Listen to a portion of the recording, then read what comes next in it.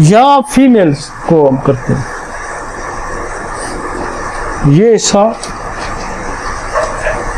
जहाँ period start होते हैं। अब लेडीज आपके पास बच्ची आ जाएगी तो क्या होगा? एमेनोरिया, डिस्मेनोरिया, लकोरिया, हर्सोटिज्म, एक्नी, यही मसले हैं उसके। इमोशनल तो हम पहले डिस्कस कर गए पहले। और हमारे यहाँ इमोशनल मसाइल में जो लेडीज है ना, वो स्टेफिसेगेरिया में बहुत ज़्यादा फॉल करती है। हमारी सोसाइटी में, वेस्ट की सोसाइटी में नहीं इतनी फॉल करती। हमारी सोसाइटी में स्टेफिसेगेरिया, इग्नेशिया आपको बहुत मिलेगी बच्चियों में। उसकी वजह यह है कि हमारी जो ट्रेडिशन है, वो ट्रेडिशन को बच्चियों ने फॉलो करना होता है। माँ बाप का दबाव होता है, ओपनली बाहर नहीं निकल सकती, जा नहीं सकती, तो स्टेफिसेगेरिया ज्यादा जन्म लेती है। इग्नेशिया बहुत जन्म लेती है। बच्चों में स्टेफिसेगेरिया मेल में आपको कम मिलेगा जरा, कि वो बाप का भी कहना नहीं सुनता, बोल पड़ता है, निकल जाता है, भाग जाएगा, गाड़ी नहीं आएगा, फिर बेचारा जाके पकड़ पकड़ के लेके आएगा। तो मेल में स्टेफिसेगेरिया इस एज में मिलता है, कम मिलता है। बच्चियों में ज्यादा मिलेगा, इग्नेशिया बहुत ज्यादा मिलेगा। लेकिन यहां जो इसके मसाइल आएंगे, अब इमोशनल सप्रेशन है, पेशेंट इग्नेशिया की है, तो एमेनोरिया में जाएगी। अगर स्टेफिसेगेरिया की है तो तब भी जाएगी। तो इसको एज ए इमोशनल भी आपने कंसीडर करना। लेकिन हार्मोनल इश्यू है,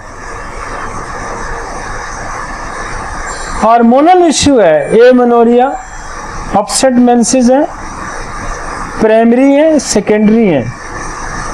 प्राइमरी है तो वजह कोई और हो जाएगी, सेकेंडरी है तो फिर इमोशनल एलिमेंट्स को भी देखेंगे और मेंसेस जो सप्रेस हो गए उसको भी देखेंगे। हमने बेशुमार काम किया जी इस पे। जिस डॉक्टर ने ना इस एज के बच्चों के मास्टरबेशन को ठीक कर लिया, नाइट एमिशन को ठीक कर लिया, वो कामयाब है। और जिस डॉक्टर ने एमेनोरिया, डिस्मेनोरिया, लकोरिया ठीक कर लिया, वो भी कामयाब है। और ये चूंकि बल्क में मरीज मिलते हैं आपको,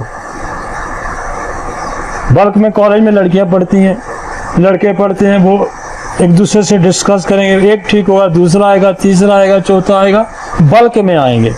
तो 40-40, 50-50 की क्लास तो होती है ना, तो बल्क में मरीज मिलेंगे। प्रैक्टिस चल जाएगी आपकी अगर आपकी इधर ग्रिप है। और बड़ी मुख्तसर सी दवाइयां, ज्यादा दवाइयां नहीं है, बहुत मुख्तसर सी दवाइयां होती हैं जो बड़ी सक्सेसफुली। तो आप जब एमेनोरिया में पढ़ेंगे तो आपको क्या पल्साटिला पहले नंबर पे मिलेगी, आपको सिनेशियो मिलेगी, आपको सिपिया मिलेगी, आपको कल्केरिया कार मिलेगी।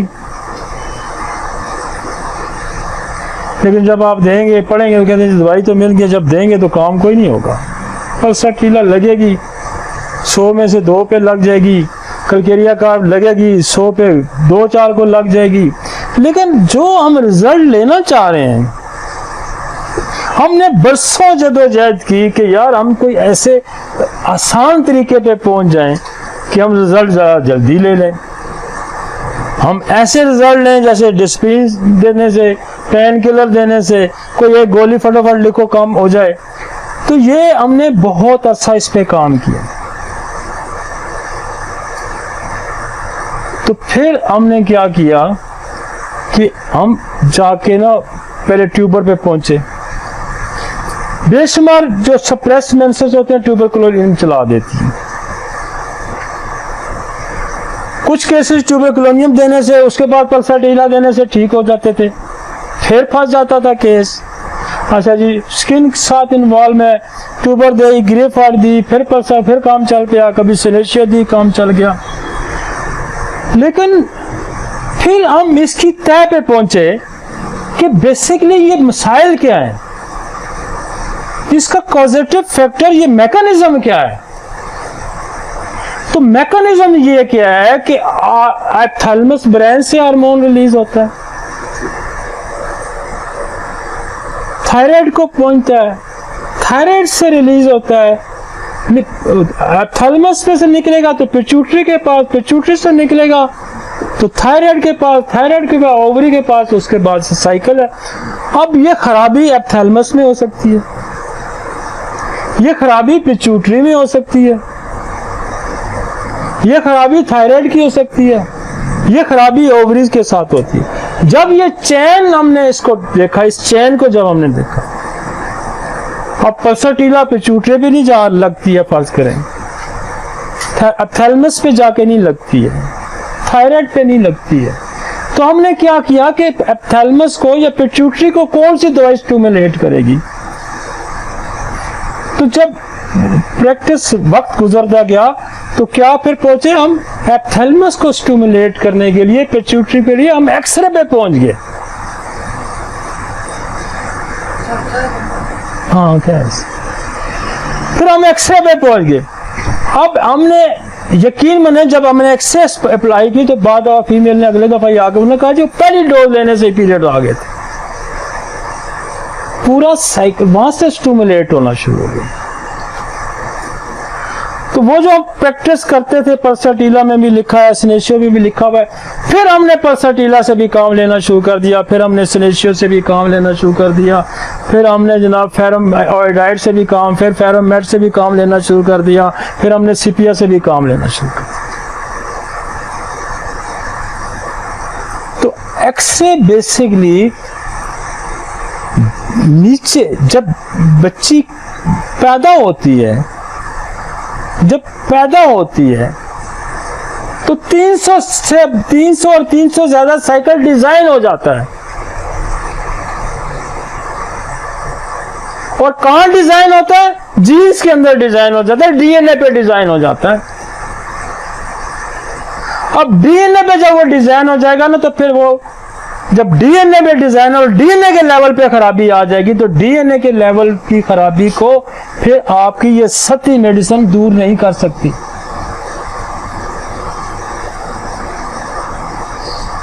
डीएनए की खराबी को सती मेडिसिन नहीं ठीक कर सकती। डिजाइन क्या हो गया है? डीएनए पे डिजाइन है कि 300 साइकिल एक फीमेल्स के होने हैं लाइफ के अंदर, और डीएनए के अंदर खराबी जा गई है, तो डीएनए के अंदर इर्ताश पैदा करना, स्टिमुलेट करना सिर्फ एक्सरे का काम,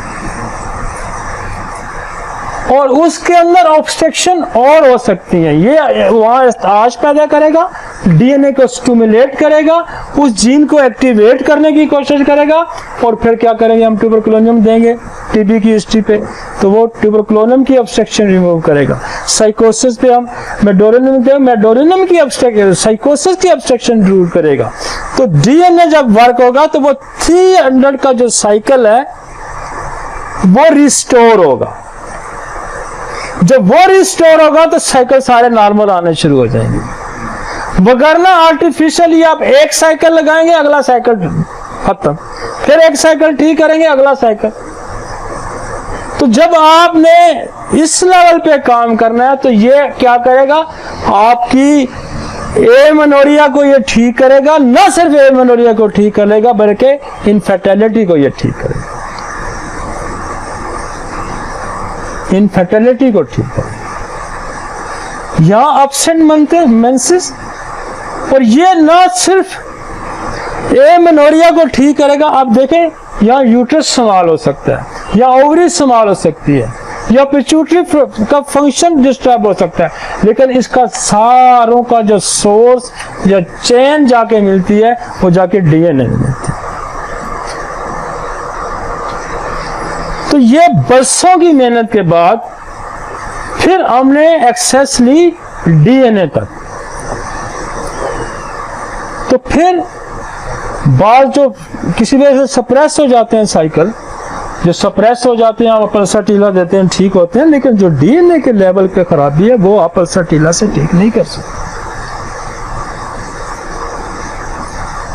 वो आप उनको एड्रेस करेंगे, उन कॉजेस को एड्रेस करेंगे, फिर आप पल्सर टीला देंगे, आपका काम चल जाएगा। फिर आप सीपिया देंगे, आपका काम चल जाएगा।